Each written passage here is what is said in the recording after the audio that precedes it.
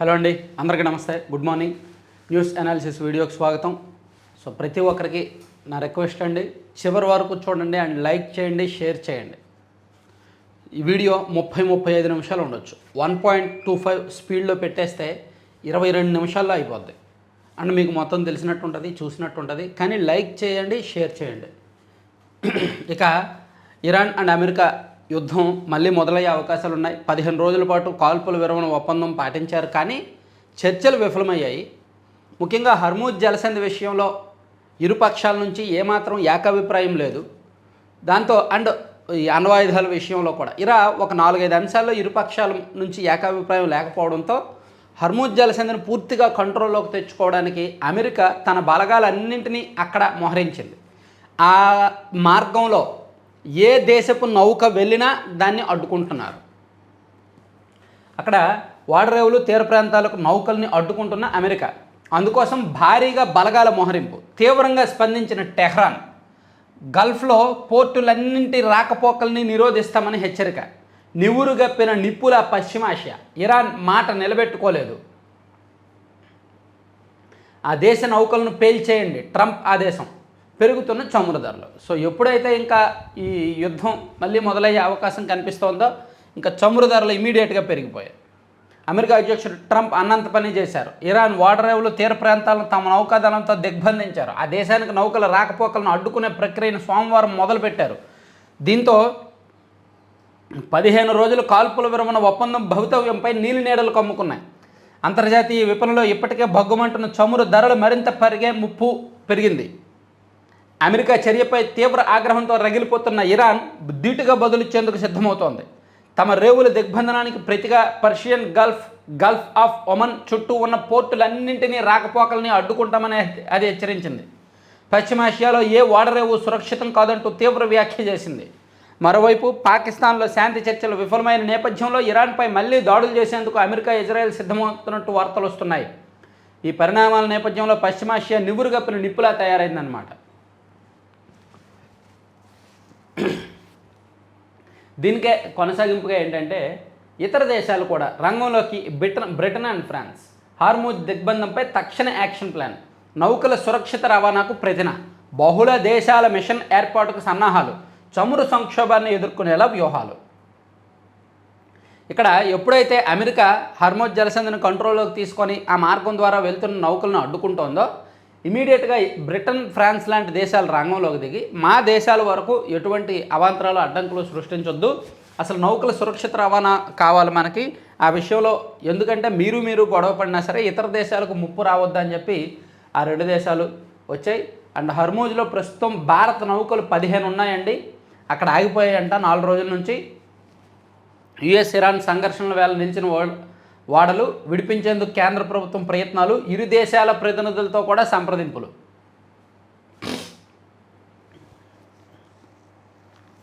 అలాగే హర్మూజ్ బంద్, ట్రంప్ ఆదేశాలతో America central command చర్యలు. సోమవారం సాయంత్రం 7 గంటల నుంచి దిగ్బంధనం. జలసంధిలో చమురు నౌకల రాకపోకలపై ఆంక్షలు.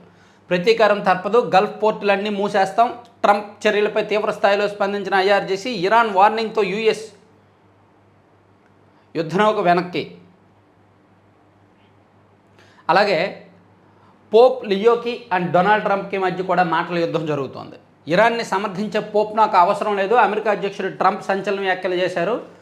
ట్రూత్ సోషల్లో తానే జీసస్ అనేలా ఏఐ ఫోటో పోస్ట్ పెట్టారనమాట. శాంతి సందేశమే మా ధర్మం, ట్రంప్ విమర్శలకు pope Leo counter. So truth సోషల్లో ఆయనే దేవుడిగా ఇట్లా ఒక పోస్ట్ పెట్టాడు డొనాల్డ్ ట్రంప్. చూసారా, ఈ పోకడల్ని ఏమంటారు? కొత్త దేవుడు అండి. ఈ పోకడల్ని ఏమంటారు చెప్పండి? ఎంత వరస్ట్గా తయారయ్యాడు చూడండి. సో ఇది ఆంధ్రప్రభలో మొత్తం ఈ ఇంటర్నేషనల్ అంశాలన్నింటినీ కూడా పరిచి డీటెయిల్డ్గా రాశారు. అండ్ ఆంధ్రజ్యోతిలో కూడా అదే హర్మూజ్ బంద్, జలసంధి బయట అమెరికా, లోపల ఇరాన్ దిగ్బంధం అని అదే అంశాన్ని పెడుతూ నేనే దేవుడిని, జీసస్ అవతారం ఎత్తిన ట్రంప్. సోషల్ మీడియాలో ఫోటో పెట్టిన అమెరికా అధ్యక్షుడు. విమర్శలతో తొలగింపు. పోప్ బలహీనుడు ట్రంప్ అంటే భయం లేదు పోప్. ఇద్దరి నడుమ మాటల యుద్ధం. ఇరాన్ యుద్ధం విషయంలో ట్రంప్ తీరుపై పోప్ విమర్శలు. వ్యక్తిగత విమర్శలకు దిగిన ట్రంప్. సో ట్రంప్ వైఖరి మొదటి నుంచి ఏవో పిచ్చోడా మంచోడా అనే డౌటు. చివరికి దేవుడు తనే దేవుడు అంటూ ఒక ఫోటో పెట్టడంతో ప్రపంచంలో చాలామంది అతన్ని తిడుతున్నారనమాట. అతనికి అలవాటే, తిట్లు కాయడం అలవాటే, కేవలం తిట్లు కాయడానికి పుట్టినట్టున్నాడు. ఇలా కొంతమంది ఉంటారు, ట్రోల్స్ ఎదుర్కోవడానికి తిట్లు కాయడానికి పుట్టిన మనుషులు కొంతమంది ఉంటారు. అన్ని రాష్ట్రాల్లో కూడా ఉన్నారు కొంతమంది.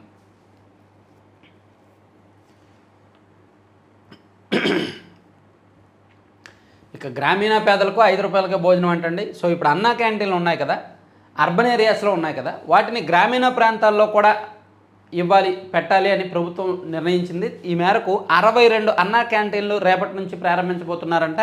ధరణికోటలో ప్రారంభించనున్న ముఖ్యమంత్రి చంద్రబాబు. సో ఇప్పటి వరకు అర్బన్ ఏరియాస్లో కాకుండా గ్రామీణ ప్రాంతాల్లో కొత్తగా 62 స్టార్ట్ చేస్తున్నారు. ఇక మహిళా రిజర్వేషన్, మహిళలకు చట్టసభలో 33% రిజర్వేషన్ కల్పిస్తూ కేంద్ర ప్రభుత్వం ఈ నెల 16వ తేదీన తీసుకురాబోతున్న బిల్లుకు సంబంధించి విపరీతంగా జనంలోకి తీసుకువెళ్లేందుకు, దేశవ్యాప్తంగా మంచి ప్రాచుర్యం కల్పించేందుకు బీజేపీ గత 4 రోజుల నుంచి వివిధ సమావేశాలు నిర్వహిస్తూ వస్తుంది. బీజేపీ జాతీయ అధ్యక్షుడు రాష్ట్రాల బీజేపీ నేతలతో సమావేశమై దాన్ని విస్తృతంగా జనంలోకి తీసుకువెళ్ళాలని చెప్తున్నారు. నరేంద్ర మోదీ గారు వివిధ పక్షాలకు లేఖలు రాస్తున్నారు. ఈ క్రమంలోనే నిన్న ఒక మీటింగ్ జరిగింది. సో మహిళా ప్రతినిధులకు ఈ శతాబ్దపు అతిపెద్ద నిర్ణయాల్లో మహిళా రిజర్వేషన్ చట్టం దశాబ్దాల నిరీక్షణకు 16-17-18 తేదీల్లో తెర. వెంటనే అమలు పరచాలని ప్రతిపక్షాలు డిమాండ్ చేశాయి. వారి అభిప్రాయాలను స్వీకరించి మేధోబదనం చేశాం. సరికొత్త చరిత్రకు పార్లమెంటు సిద్ధం. నారీ శక్తి వందన్ సమ్మేళనంలో ప్రధాని మోదీ వ్యాఖ్యలు.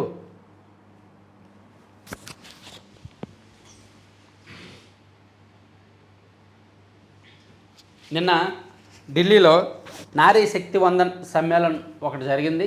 సో దానిలో ఆయన మాట్లాడుతూ ఈ శతాబ్దపు అతిపెద్ద నిర్ణయాల్లో మహిళా రిజర్వేషన్ చట్టం అతిపెద్దది అని చెప్పారు. సో నిజంగానే మహిళలకు స్థానిక సంస్థల్లో రిజర్వేషన్ ఉంది. 33% రిజర్వేషన్ 1992 నుంచి ఉంది స్థానిక సంస్థల్లో మహిళలకు రిజర్వేషన్. అండ్ కొన్ని రాష్ట్రాల్లో అయితే స్థానిక సంస్థల్లో మహిళలకు 50% రిజర్వేషన్ ఉంది. సో ఇప్పుడు చట్టసభల్లో రిజర్వేషన్ ఇవ్వడం అనేది అతిపెద్ద అంశమే, ఖచ్చితంగా చెప్పుకోవాల్సింది. ఇక అమరావతికి శాశ్వత రాజధానిగా గుర్తిస్తూ చట్ట సవరణకు ఆమోద ముద్ర వేసినందుకు గాను రాష్ట్రపతి ద్రౌపది ముర్ము గారిని మంత్రి నారా లోకేష్ గారు కలిశారు. పోరాడి సాధించుకున్నది ఎప్పటికీ గుర్తుండిపోతుంది. దార్శనిక నాయకుడు చంద్రబాబు అద్భుతంగా అభివృద్ధి చేస్తారు. అమరావతికి చట్టబద్ధతపై రాష్ట్రపతి ద్రౌపది ముర్ము వ్యాఖ్య. చట్టబద్ధత కల్పించినందుకు ధన్యవాదాలు తెలిపిన మంత్రి లోకేష్.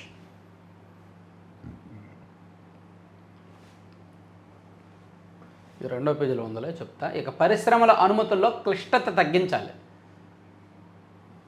800లకు పైగా ఉన్న నిబంధనలని 100 లోపునకు తేవాలి కొత్త సీఎం చంద్రబాబు. సో కొత్తగా ఒక పరిశ్రమ పెట్టాలంటే దానికి అనుమతులు ఇవ్వడానికి 800 రకాలకు పైగా నిబంధనలు ఉన్నాయి.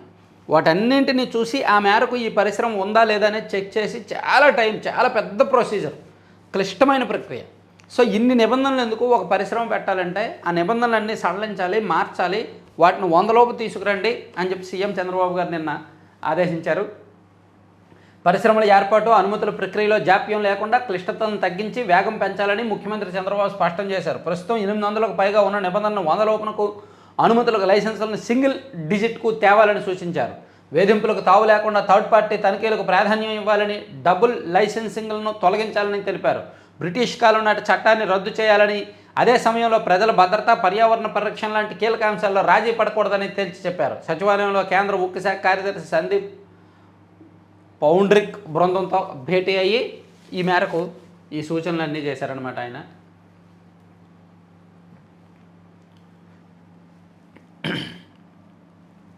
ఇక మొన్న 3 రోజుల కిందట సాక్షిలో ఒక వార్త రాశారు. హజ్ కమిటీ మొత్తం టీడీపీ వాళ్ళతో నిండిపోయింది, హజ్ హౌస్ను టీడీపీ వాళ్ళు నిర్వీర్యం చేశారు అని. దానికి షరీఫ్ గారు, శాసనమండలి మాజీ చైర్మన్, ప్రస్తుత ప్రభుత్వ సలహాదారు షరీఫ్ గారు నిన్న ప్రెస్ మీట్ పెట్టి అసలు కడప హజ్ హౌస్ను నిర్వీర్యం చేసింది జగనే అనే మాట చెప్తే విమర్శించారు. సో వైకాపా హయాంలో కడపలోని హజ్ హౌస్ను కోవిడ్ కేర్ సెంటర్గా మార్చి నిర్వీర్యం చేసింది మీరు కాదా అని వైకాపా అధినేత జగన్పై ప్రభుత్వ సలహాదారు ఎంఏ షరీఫ్ ధ్వజమెత్తారు. 2014-19 మధ్య తెదేపా ప్రభుత్వంలో ఖర్చు పెట్టిన 25 కోట్లు మినహా వైకాపా ప్రభుత్వంలో 1 పైసా కూడా ఖర్చు చేయకుండా హౌస్కు జగన్ ఖర్చు పెట్టలేదని దుయ్యబట్టారు. హజ్ కమిటీ ఖాతాలోని 23.5 కోట్లను రాజకీయ అవసరాలకు మళ్లించిన వ్యక్తి ఇప్పుడు హజ్ పవిత్రత గురించి మాట్లాడడం విడ్డూరంగా ఉందని మండిపడ్డారు. హజ్ కమిటీ నియామకాలపై వైకాపా నాయకులు చేస్తున్న విమర్శలను తీవ్రంగా ఖండించారు. ఇది ముస్లిం సమాజాన్ని అవమానించడమేనన్నారు.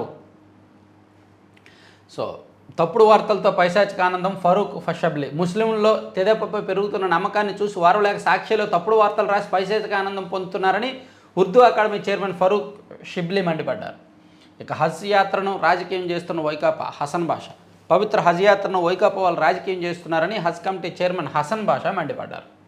ఇట్లా ఈ హజ్ కమిటీ నేపథ్యంలో పరస్పర విమర్శలు ప్రతి విమర్శలు చూసొచ్చు. తర్వాత ఫులే ద్విశత జయంతి ఉత్సవాల నిర్వహణకు ప్రధాని అధ్యక్షతన ఉన్నత స్థాయి కమిటీ 34 మంది కేంద్ర మంత్రులు 25 రాష్ట్రాల ముఖ్యమంత్రులు సహా 126 మందికి చోటు అంటాడు. మహాత్మా జ్యోతిరావు పూలే ద్విశత జయంతి ఉత్సవాలను 2026 ఏప్రిల్ 11 నుంచి 2028 ఏప్రిల్ 11 వరకు 2 ఏళ్ల పాటు నిర్వహించడానికి ప్రధానమంత్రి నరేంద్ర మోదీ అధ్యక్షతన కేంద్ర సాంస్కృతిక శాఖ 126 మంది సభ్యులతో ఉన్నత స్థాయి కమిటీ నియమించిందంట. దీనిలో 2 తెలుగు రాష్ట్రాల ముఖ్యమంత్రులు చంద్రబాబు రేవంత్ రెడ్డితో పాటు అన్ని రాష్ట్రాలు 25 రాష్ట్రాల ముఖ్యమంత్రులు కూడా ఉన్నారు.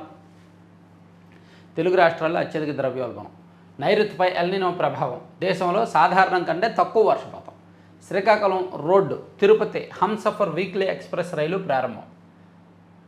సో అంటే ఆమ్దాల్ వలస నుంచి తిరుపతి వరకు హంసఫర్ వీక్లీ ఎక్స్ప్రెస్ ఒకటి ప్రారంభమైందంట. శ్రీకాకుళం జిల్లా నుంచి తిరుపతికి వెళ్ళే ప్రయాణికుల చిరకాల కోరిక నెరవేర్చామని కేంద్ర మంత్రి రామ్మోహన్ నాయుడు అన్నారంట. సో ఆమ్దాల్ వలస నుంచి తిరుపతి వెళ్ళే హంసఫర్ వీక్లీ ఎక్స్ప్రెస్ని ప్రారంభించారంట. ఓకే. కలెక్టరేట్లో కారం చెల్లిన వృద్ధురాలు, భూపరిహారం రాలేదని ఆక్రోశం. జాతీయ రహదారి నిర్మాణం కోసం భూమి తీసుకొని పరిహారం చెల్లించలేదంటూ ఓ వృద్ధురాలు సోమవారం ఎన్టీఆర్ జిల్లా కలెక్టరేట్లోని భూసేకరణ విభాగంలో కారం చల్లడం కలకలం సృష్టించింది. నందిగామ మండలం అనాసాగరానికి చెందిన మల్లెంపూడి లక్ష్మీ తులసి కిలోకు పైగా కారం పొట్లం తీసుకుని ఎన్టీఆర్ జిల్లా కలెక్టరేట్కు వచ్చారు. అనంతరం భూసేకరణ విభాగం కార్యాలయంలో దాన్ని చల్లారు. ఆ కారం ఘాటుకు తాళలేక సిబ్బంది బయటకు పరుగులు తీశారు. అనంతరం పోలీసులు వృద్ధురాలిని అదుపులోకి తీసుకొని కొంత సమయం తర్వాత ఇంటికి పంపించారు. సో ఆమె భూమిని తీసుకొని పరిహారం ఇవ్వలేదంట. అందుకని కడుపు మంటతో కోపం వచ్చి ఆమె అలా చేశారు. జీడి గింజలు దొంగలించారంటూ కత్తితో వీరంగం, ముగ్గురుపై ఉన్మాది దాడి, తీవ్ర గాయాలు, గ్రామస్తుల ఎదురుదాడిలో నిందితుడి మృతి. మావిగన్కు తెనాలి జత చేసిన వైకాపా అంట. మావిగన్ మ్యాప్లో తెనాలిని కూడా కలిపారంట వైసీపీ వాళ్ళు.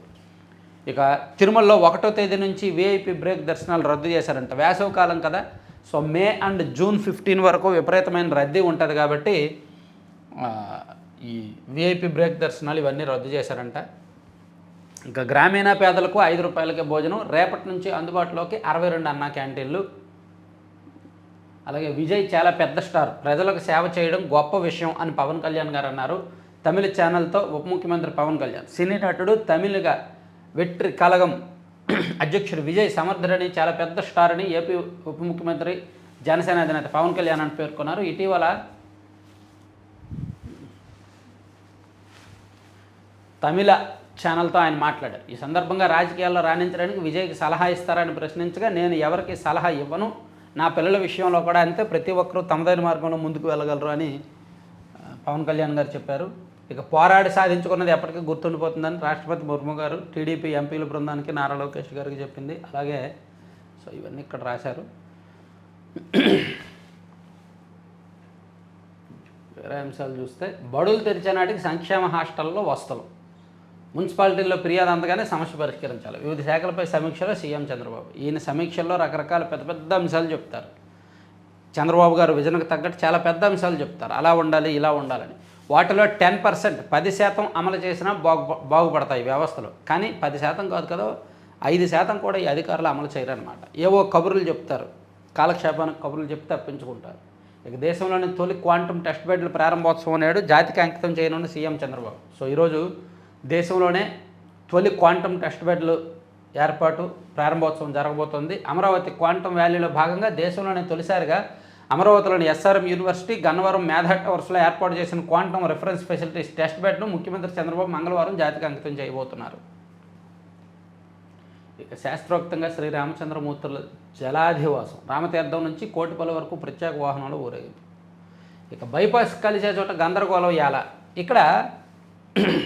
కొత్త బైపాస్ ఒకటి కట్టారు కదా, ఇప్పుడు మనకి గన్నవరం నుంచి హైదరాబాదు, ఒంగోలు, నెల్లూరు అటువైపు వెళ్ళడానికి కొత్తగా బైపాస్ ఉంది. మనం అటువైపు నుంచి వస్తున్నప్పుడు గుంటూరు దాటిన తర్వాత విజయవాడ ఇటువైపు రావడానికి కొంతమంది ఏమో కన్ఫ్యూజ్ అయ్యి కొత్త బైపాస్ ఎక్కేస్తున్నారు. ఆ విజయవాడకు రావడానికి, ఊర్లోకి రావడానికి వాళ్ళకి తెలియట్లేదన్నమాట. సో ఎందుకు కన్ఫ్యూజ్ అవుతున్నారు, ఇలా కింద నుంచి యూటర్న్ తీసుకునే అవకాశం ఇచ్చారు అని చెప్పి ఈనాడులో ఒక వార్త రాశారు. ఈ వార్త కూడా గందరగోళంగానే ఉంది. ఇది ఒక వీడియో రూపంలో ఎక్స్ప్లెయిన్ చేస్తే అర్థమవుద్దిలే. ఇక ఉద్యోగులు బకాయిలు చెల్లించినందుకు కృతజ్ఞతలు. అప్స వాటర్లో గెలిపించిన అధికారులు ఓడించారు. గాడిలంక సర్పంచ్ ఓట్ల లెక్కింపులో మతలబు. ఏమండి, 2021 ఫిబ్రవరిలో జరిగిన ఓటర్ల లెక్కింపులో అధికారులు సరిగ్గా ఓట్లు లెక్కించక ఫలితం తారుమారు చేశారు. నిన్న కోర్టు హాల్లో మళ్ళీ లెక్కిస్తే ఫలితం వచ్చింది. బిఆర్ అంబేద్కర్ కోనసీమ జిల్లాలో 5 ఏళ్ల క్రితం సర్పంచ్ ఎన్నికల్లో జరిగిన మోసం తాజాగా బయటపడింది. అప్పటి ఎన్నికల అధికారులు ఓట్ల లెక్కింపులో అక్రమాలకు పాల్పడి ఓడిన అభ్యర్థి గెలిచినట్టు ప్రకటించేశారు. తాజాగా కోర్టులో ఓట్లు లెక్కించడంతో వాస్తవం బయటపడింది. తెదేపా మద్దతుదారు పెద్దిరెడ్డి వెంకటకృష్ణారావుపై వైకాపా మద్దతుదారు పెద్దిరెడ్డి నాగమునేంద్రరావు 10 ఓట్ల ఆధిక్యంతో గెలిచినట్టు అప్పట్లో అధికారులు ప్రకటించారు. 982 ఓట్లు పోలవగా మునీంద్రరావుకు 472, వెంకటకృష్ణారావుకు 462, చెల్లడం 19, నోటాగా 29 పడినట్లు లెక్కగట్టారు. ఓట్ల లెక్కింపులో అవకతవకలు జరిగాయని, రీకౌంటింగ్ జరపాలని వెంకటకృష్ణారావు పట్టుబట్టినా అధికార పార్టీ ఆగడాలతో ఏమీ చేయలేని పరిస్థితి ఏర్పడింది. దీంతో ఆయన కోర్టుకు వెళ్ళారు. కోర్టు సమక్షంలో నిన్న లెక్కిస్తే ఎక్కువ వచ్చాయన్నమాట. అట్లా అధికార పార్టీ ఉన్నప్పుడు ఆ విధంగా గెలిచారనమాట ఏకపక్షంగా. దానికి ప్రత్యక్ష ఉదాహరణ అదొకటి.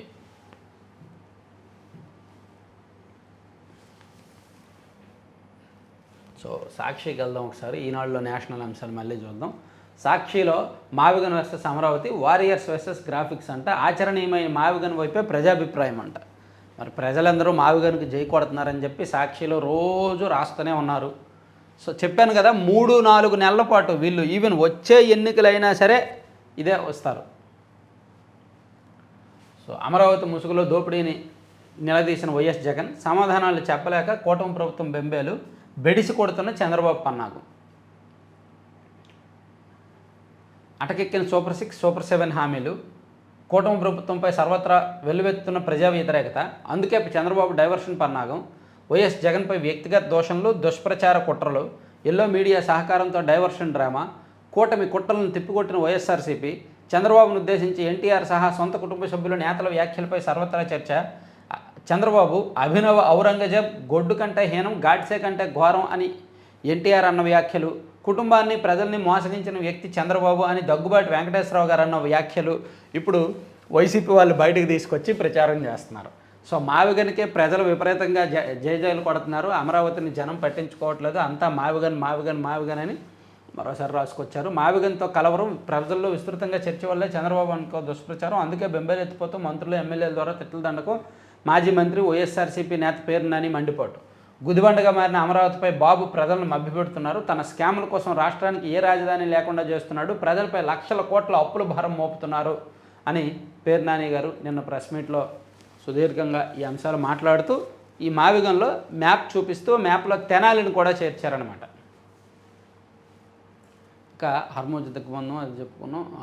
నాడు రక్షణ వలయం, నేడు ప్రైవేట్ నిలయం, మత్స్యకారుల సంక్షేమం ఉపాధి కోసమే YS Jagan Juvvaladinne fishing harbour నిర్మాణం, గంగపుత్రుల కోసం కట్టిన హార్బర్పై చంద్రబాబు ప్రైవేట్ పడగ, బాబు సర్కారు తీరుపై సర్వత్రా వ్యతిరేకత. వైఎస్ జగన్ సీఎం అయ్యుంటే ప్రతి మత్స్యకారుడు మెకనైజ్డ్ బోట్లకు యజమాని అయ్యేవాడు.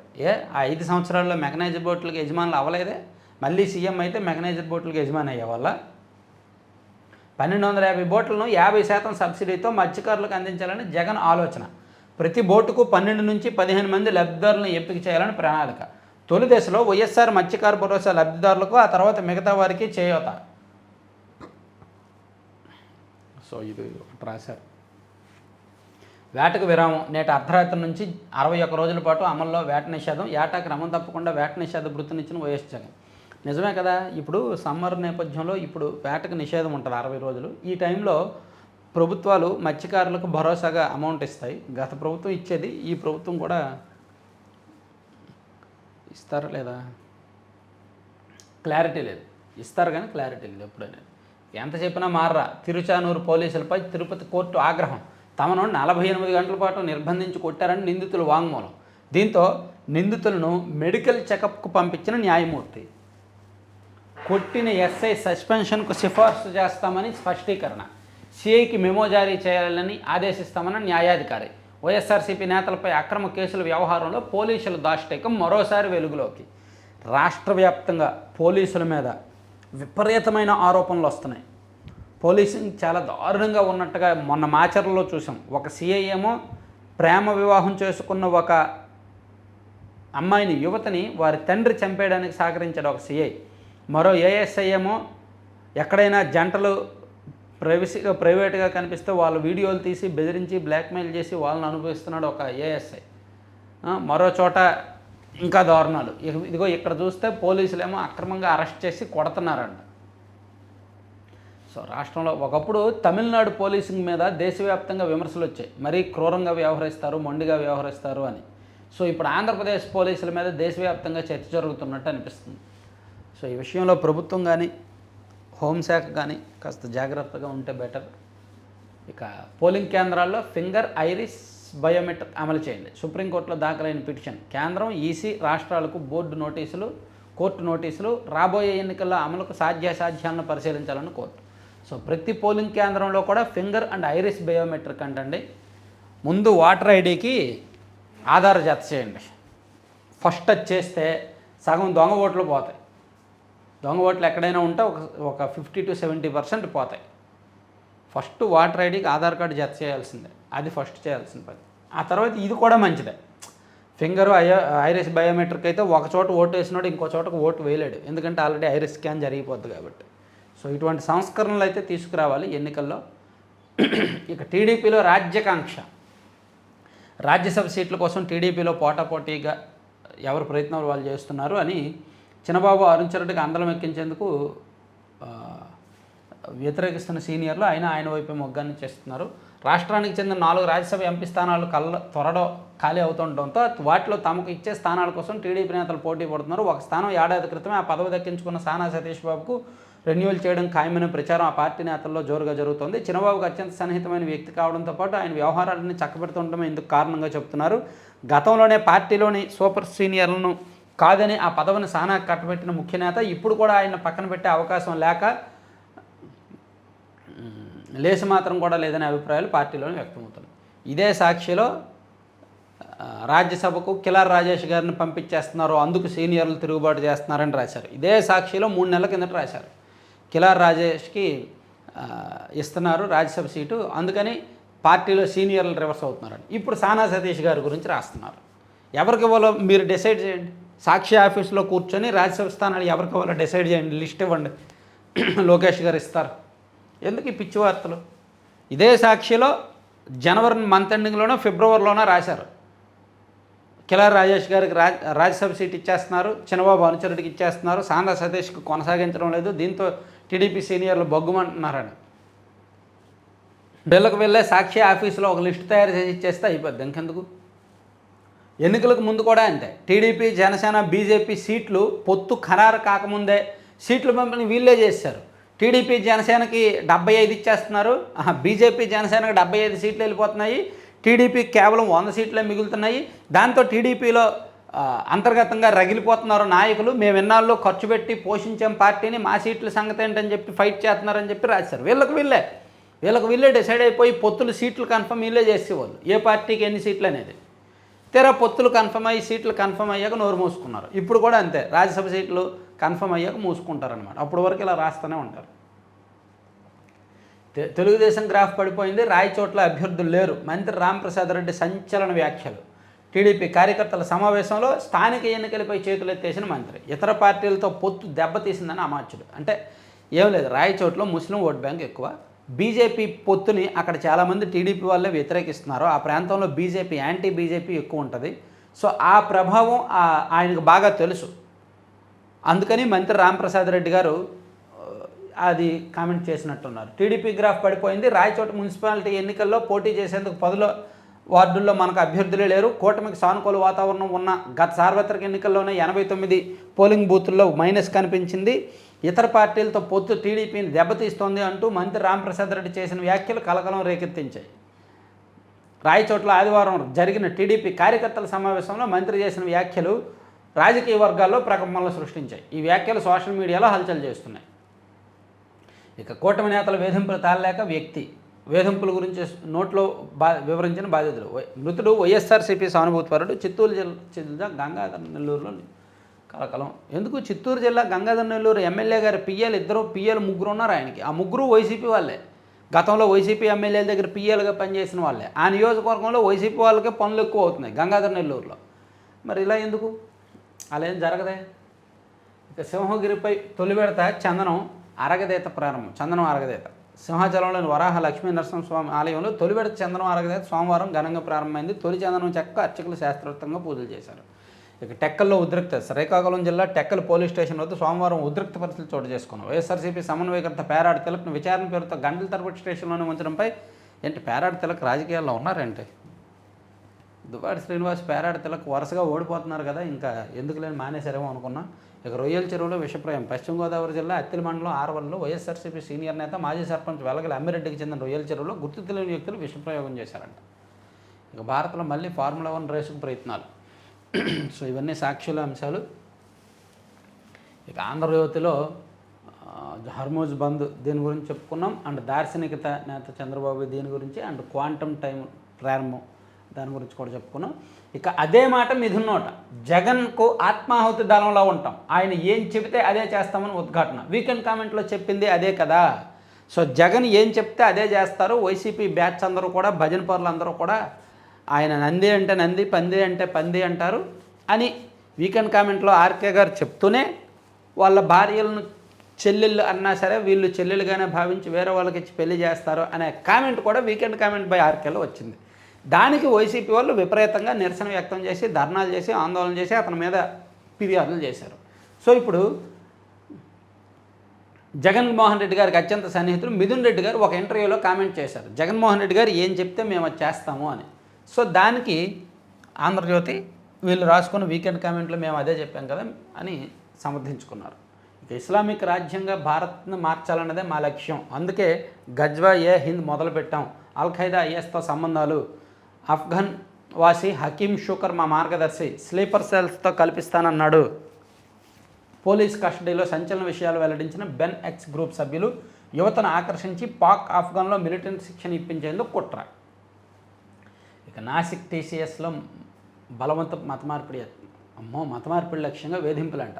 మహిళా టెక్కీలకు నరకం, 4 ఏళ్లుగా టీం లీడర్ల అరాచకం, ఫిర్యాదు చేసినా పట్టించుకొని మహిళా హెచ్ఆర్ అధికారి, పోలీసులకు ఫిర్యాదు, 7 అరెస్టు, దోషులపై కఠిన చర్యలు. టీసీఎస్ అతిపెద్ద ఐటీ సంస్థ మన దేశంలో. అక్కడ నాసిక్లోని బ్రాంచ్లో, అక్కడ నాసిక్లోని ఆఫీసులో బలవంతంగా మత మార్పిళ్ళు చేసే ప్రయత్నాలు జరిగాయంట. టీం లీడర్లు అక్కడ పనిచేస్తున్న మహిళా టెక్కీలకు నరకం చూపించారంట 4 సంవత్సరాలుగా మతం మారమని. సో చివరికి హెచ్ఆర్కి ఫిర్యాదు చేసినా పట్టించుకోకపోవడంతో పోలీసులకు ఫిర్యాదు చేశారు. మరో 62 అన్నా క్యాంటీన్లు. ఇంటి పన్నుపై వడ్డీ రాయితీ, నెల పొడిగింపు, ఏప్రిల్ నెలాఖరులో పన్ను చెల్లిస్తే 5% రాయితీ, 3-4 రోజుల్లో ఇంటర్మీడియట్ ఫలితాలు. జగన్ పాత్ర ఏంటో తేల్చాలి, వివేక కేసులో తదుపరి దర్యాప్తునకు ఆదేశించండి, హైకోర్టును ఆశ్రయించిన సునీత. సో మరణ వార్త 5:30కే జగన్ భారతికి తెలిసిందని అజయ్ కల్లం స్టేట్మెంట్ ఇచ్చారు. సమాచారం ముందే వారికి ఎలా తెలిసింది, భారతికి ఎవరు ఫోన్ చేశారు, ఏం చెప్పారు అనేది బ్రేకింగ్ వార్త. యాక్చువల్లీ సాక్షిలో బ్రేకింగ్ వార్త వచ్చింది 6:35 ఆ టైంకి వచ్చింది. అండ్ వివేకానంద రెడ్డి గారి పిఏ కూడా బయటికి చెప్పింది 6:25కి. కానీ జగన్మోహన్ రెడ్డి గారి వైఫ్ భారతి గారి మరణ వార్త వాళ్ళిద్దరికీ మాత్రం 5:30కే తెలిసింది. ఎలా తెలిసింది, బయటకు రాకముందు వాళ్ళిద్దరికే ఎలా తెలిసింది, ఇది అజయ్ కల్లం స్టేట్మెంట్ ఇచ్చారు అనేది సునీతారెడ్డి గారు అనుమానాలు. దీని మీద విచారణ చేయాలని తెలంగాణ హైకోర్టులో ఆమె పిటిషన్ వేశారు. సో ఇవి ఆంధ్రజ్యోతి 2వ పేజీకి వెళ్దాం. ఆశాభోషులకు కన్నీటి వీడ్కోలు. ముంబైలోని శివాజీ పార్కులో అధికారిక లాంఛనాలతో అంత్యక్రియలు. మహిళా బిల్లుపై అమితమి నెగ్గించుకోవడానికి దూకుడుగా మోదీ అడుగులు. తగినంత బలం లేకున్నా ముందుకే ఉంటున్న ఎన్డీఏ. ఎల్లుండి నుంచి దీనిపైన పార్లమెంటు 21వ శతాబ్దంలో తీసుకుంటున్న అతిపెద్ద నిర్ణయం ఇది. ప్రధాని మోదీ. మహిళల కోఆప్టింగ్పై నిర్ణయించండి. బార్ కౌన్సిల్ ఎన్నికల్లో ప్రాతినిధ్యంపై జస్టిస్ ధూలియా కమిటీ. నోయిడాలో కార్మికుల ఆందోళన హింసాత్మకం. వాహనాలకు నిప్పు, రోడ్లు దిగ్బంధం. మీతో న్యాయం కష్టమే, మాకు నమ్మకం లేదు. ఢిల్లీ మద్యం కేసులో జస్టిస్ స్వర్ణకాంత శర్మ ఎదుట ఆప్ అధినేత కేజ్రీవాల్ వాదనలు. మద్యం పాలసీ కేసుపై మీరు విచారణ జరిపితే నాకు న్యాయం జరుగుతుందని నమ్మకం లేదు అని ఢిల్లీ హైకోర్టు న్యాయమూర్తి జస్టిస్ స్వర్ణకాంత శర్మకు ఢిల్లీ మాజీ సీఎం ఆమ్ ఆద్మీ పార్టీ అధినేత అరవింద్ కేజ్రీవాల్ తెలియజేశారు. గతంలో ఇదే కేసులో విచారణ సందర్భంగా తనను దాదాపుగా నేరస్తుడిగా జస్టిస్ సూర్యకాంత్ ప్రకటించిన విషయాన్ని కేజ్రీవాల్ గుర్తు చేశారు. కేవలం 3 సార్లు జరిపిన విచారణతోనే ఈ కేసులో తనతో పాటు ఉన్న నిందితులందరినీ మహా అవినీతి పరులుగా ఆమె అభివర్ణించిన సంగతిని ప్రస్తావించారు. సో అందుకే ఆమె కాకుండా మరో బెంచ్కి ఇవ్వాలని అడిగారు. ఇక 34 లక్షల మంది గుండుగుత్తగా ఓటు హక్కు ఇవ్వలేం. తొలగించిన ఓట్ల కంటే గెలుపు మార్జిన్ తక్కువగా ఉంటే మళ్ళీ కోర్టుకు రండి. ఒక నియోజకవర్గంలో తొలగించిన ఓట్ల కంటే గెలుపు మార్జిన్ తక్కువగా ఉంటాయి. ఒక నియోజకవర్గంలో 1000 ఓట్లు తొలగించారనుకోండి, ఒకవేళ 500 ఓట్లతో ఎవరైనా ఓడిపోయారు అనుకోండి, అప్పుడు మీరు కోర్టుకు రండి చూస్తామని చెప్పి కోర్టు చెప్పింది. సో ఇట్లా ఆంధ్రజ్యోతి అంశాలు ఇవి, సాక్షి అంశాలు అయిపోయినాయి. ఆంధ్రప్రభలో కూడా మెయిన్ అయితే ఇంటర్నేషనల్ అంశాలు రాశారు, ఆ తర్వాత ఒక యాడ్ చేశారు. సో ఆంధ్రప్రభను కూడా పక్కన పెట్టి ఈనాడులో ఈ నేషనల్ అంశాలు చూస్తే భారంగా భూమార్పిడి ఇది ఒకటి రాశారు. వివేక కేసులో సాక్షులను బెదిరించారని తదుపరి దర్యాప్తు పక్కన పెడితే, నారి నీకు వందనం దేశ రాజకీయ చరిత్రలో సరికొత్త అధ్యాయం. సో ఈ బిల్లుకి సంబంధించి మహిళలకు 33% రిజర్వేషన్ బిల్లుకి సంబంధించి డీటెయిల్డ్గా రాశారనమాట. సుదీర్ఘ కథనం ఒకటి వేశారు. ఇక అంత తొందర ఏంటి, ప్రతిపాదిత డీలిమిటేషన్ రాజ్యాంగంపై దాడే సోనియా. కేంద్రంలోని ఎన్డీఏ ప్రభుత్వం ప్రతిపాదించిన డీలిమిటేషన్ అత్యంత ప్రమాదకరమని, రాజ్యాంగంపై జరుగుతున్న దాడి అని కాంగ్రెస్ అగ్రనేత సోనియా గాంధీ ధ్వజమెత్తారు. పార్లమెంటు ప్రత్యేక సమావేశాల ద్వారా ఈ వారంలో కేంద్రం తేవాలనుకుంటున్న బిల్లు డీలిమిటేషన్కు సంబంధించిందని, మహిళా రిజర్వేషన్లకు సంబంధించింది కాదని స్పష్టం చేశారు. 2 బిల్లులు వస్తాయేమో మేబీ, మహిళా రిజర్వేషన్లో డీలిమిటేషన్. ఇక పాత్ర ఏరువేత అంత సులువు కాదు. హర్ముజ్ జలసంధిలో సాగర మందు పాత్రలు సీమైన్స్ ఎగిసిపడుతున్నాయి. కీలకమైన ఈ నౌకాయాన మార్గాన్ని మూసేందుకు ఇరాన్ వీటిని భారీగా అమర్చింది. ఇప్పుడు అవి ఎక్కడున్నాయో తెలియదు అంటోంది. ఈ నేపథ్యంలో వాటిని తొలగించేందుకు అమెరికా నౌకాదళం రంగంలోకి దిగింది. ఈ మందు పాత్రను అమర్చడం సులువే, వాటిని గుర్తించి తొలగించడమే కష్టం. ఇది దీర్ఘకాల ప్రక్రియ అండ్ వ్యయ ప్రయాసలమయం.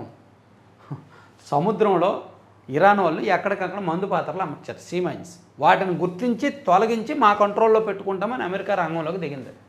సో ఇప్పుడు ఆ హంటింగ్ జరుగుతోంది. వాటర్లకు బయోమెట్రిక్, పోలింగ్ కేంద్రాల్లో అక్రమాలకు చెక్కు అమలుపై. సో ఇవండి 4 అంశాల్లో కీలకమైన వార్తాంశాలు. సో 4 పత్రికల వార్తాంశాలు.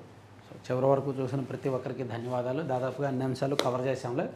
సో మ్యాక్సిమం అందరికీ షేర్ చేయండి. Thank you very much.